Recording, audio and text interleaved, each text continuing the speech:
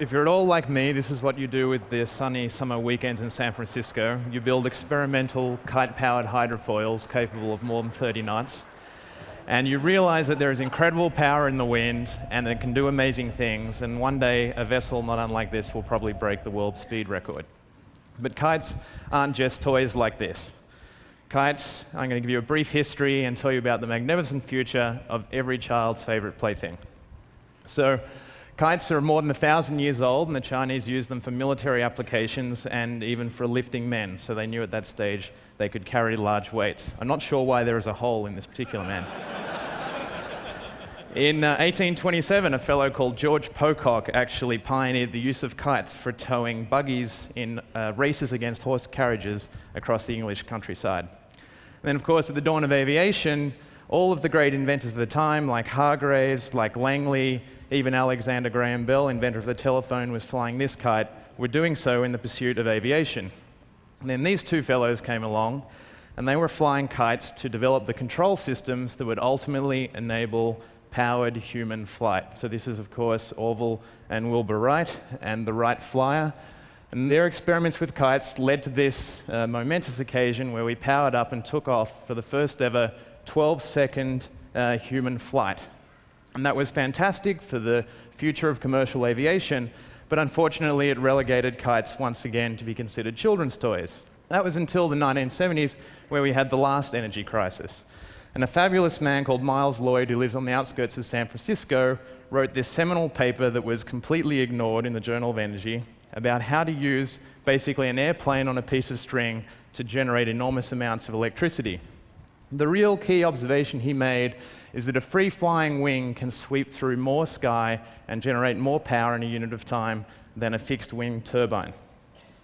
So turbines grew, and they can now span up to 300 feet at the hub height, but they can't really go a lot higher, and more height is where the more wind is and more power, as much as twice as much.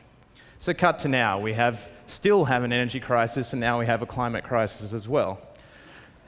So humans generate about 12 trillion watts or 12 terawatts from fossil fuels, and Al Gore has spoken to why we need to hit one of these targets.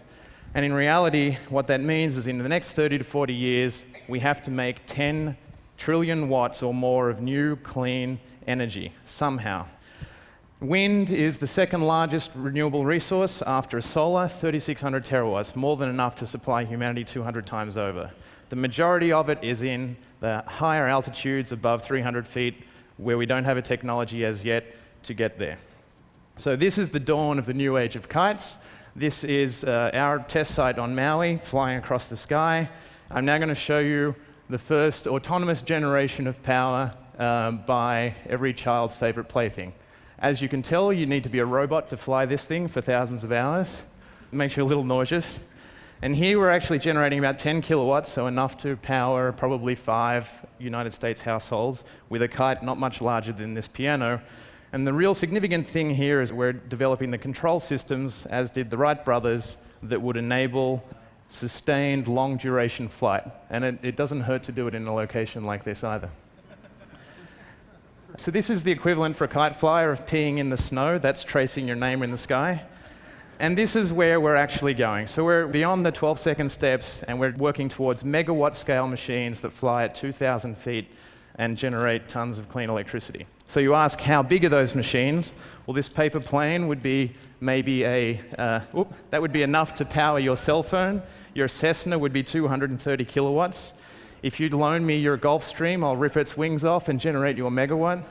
If you give me a 747, I'll make 6 megawatts, which is more than the largest wind turbines today, and the Spruce Goose would be a 15 megawatt wing. So that is audacious, you say.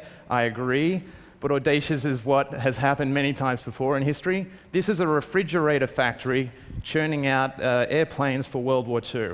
Prior to World War II, they were making 1,000 planes a year. By 1945, they were making 100,000. With this factory and 100,000 planes a year, we could make all of America's electricity in about 10 years. So really, this is a story about the audacious plans of young people with these dreams. There are many of us. I'm lucky enough to work with 30 of them, and I think we need to support all of the dreams of the kids out there doing these crazy things. Thank you.